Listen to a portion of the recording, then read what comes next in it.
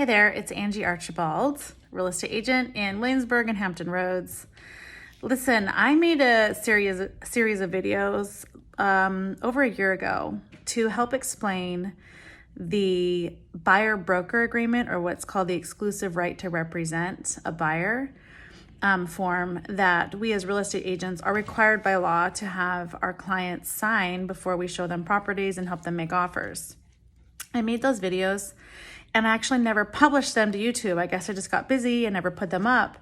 But wow, like the market has changed so much over the last year, and representing a buyer right now is extremely hard work. It's an extremely competitive market, and my work for you begins before we even get to the property that you want to see. Like me building my relationship with the agent representing the seller it's already begun. Like I probably already have communicated with them and tried to make a good impression with them on other, interactions I've had. But once we're ready to show a house, I'm already working. I probably already have my assistant drafting and preparing documents for you in case you do decide to make an offer. Because if you decide to make an offer on the property that we're going to see, because of the competitive market, I actually have to be prepared to put in several hours of work and pay my assistant for some work as well within a few hours of seeing the house.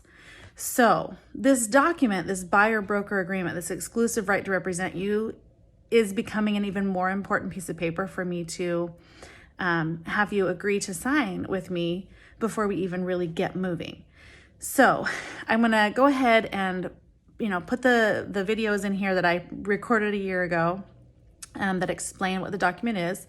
But I do want to add one point before we get going on that. And that is this, and I do talk about it in the video, but if we begin to work together and you become disappointed in how I'm representing you or how I'm communicating with you, I do want to offer you a reassurance that you can change your mind. Please let me or my broker know that you would like to get out of the contract, and we will do that for you. Unless we've already seen a property and we're making an offer on our property, at that point I've already begun to work and I've invested quite a bit. But if we don't mesh, that's a bummer for me, but let me know and we'll rework everything. Okay, here we go. But let's talk about a buyer's agreement. If you are watching this video, chances are me or someone like me has just sent you a buyer's agreement or has one on a clipboard that we're going to be asking you to sign next time we see you. Let's talk about what that document is and what you're agreeing to when you sign it.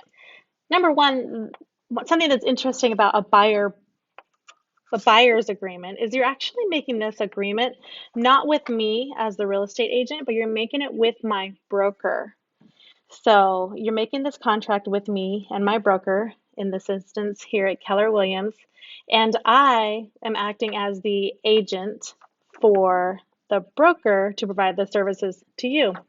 Fun fact. Okay, first couple of things to discuss on here, easy peasy. This is the date that we're signing this, your name, and this brokerage.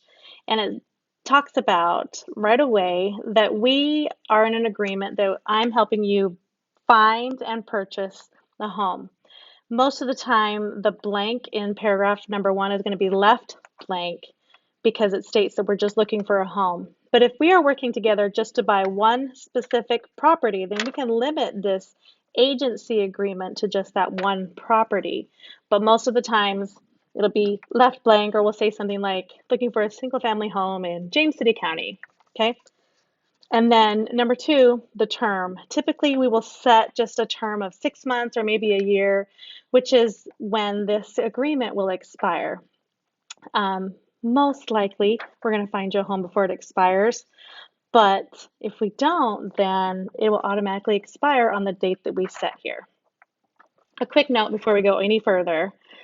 If I am not doing a great job for you and helping you find your next home, I do not want this piece of paper that you are signing or electronically signing to come between us or become a point of contention. So if you would like to work with a different agent after we've signed this and we've started working together, let's have the conversation and we can work on releasing you from this agreement.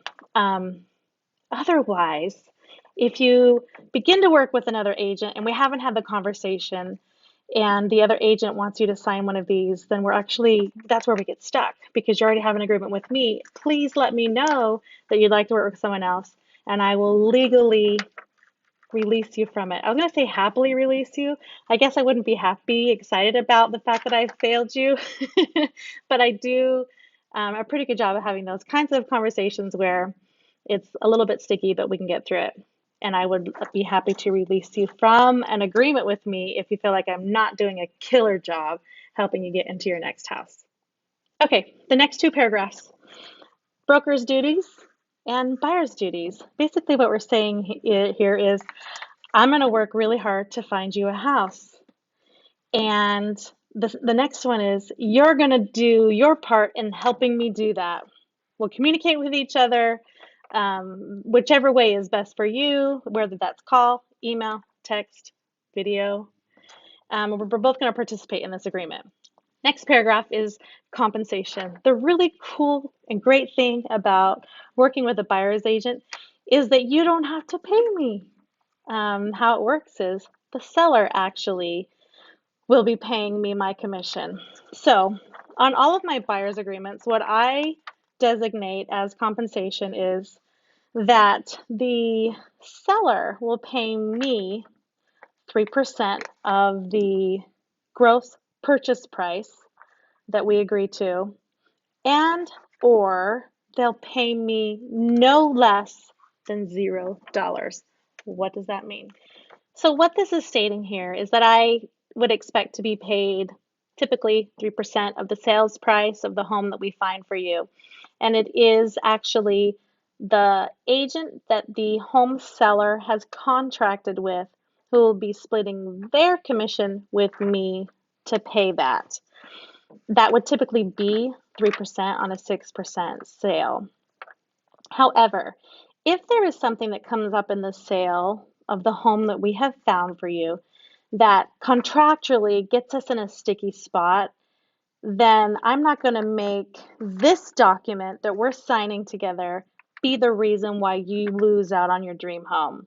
So that's why I put in there 3% or no less than $0.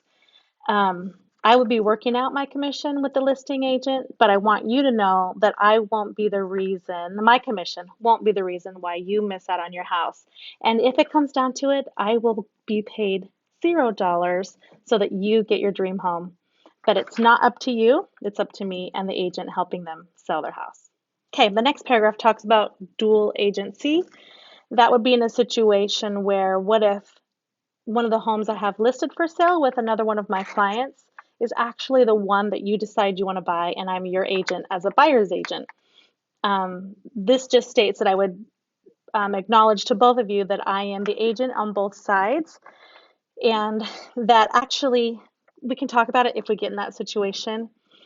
I would definitely be assigning another agent in my office as what we call the designated agent in that case to represent you so that both represent you or the seller so that the other agent and I can go to bat for each party and you're both represented, even though technically I'm the agent for both of you. I don't advise people to go into a dual agency situation when there isn't another agent specifically designated to help on the other side of the table. One more thing about dual agency, this paragraph also covers a situation where perhaps I am a partial owner of one of the homes that you're looking at, or I am the owner. If there's ever any crossing of interests between the selling side and the buying side, this paragraph here is telling you that I will absolutely disclose that to you, and there will be no guessing as to where my allegiances lie. Okay, this next paragraph is actually new to this agreement, and it comes out because of the crazy world we live in with technology being what it is. So basically it says that there's a chance that inside some of the homes that we will see together when shopping for homes, there's a chance that there'll be cameras or audio recorders nanny cams, ring doorbells, things like that that could actually be recording us while we're in someone's house. There could even be a live stream.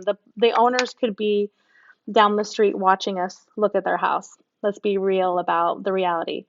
So, what this is saying is that you acknowledge that that could be happening. And number two, that if we have conversations about their house and about how much we might want to offer, the things we see wrong with it, our strategy for purchasing this house, if we have those conversations inside their house and they record it or have it, that it's not my fault that that happened and that I have warned you that this could happen. And so it's also a really good opportunity for us to take note of that and make sure that maybe we have those important conversations about offers or strategies or whatever in a private place once we've stepped away from the property.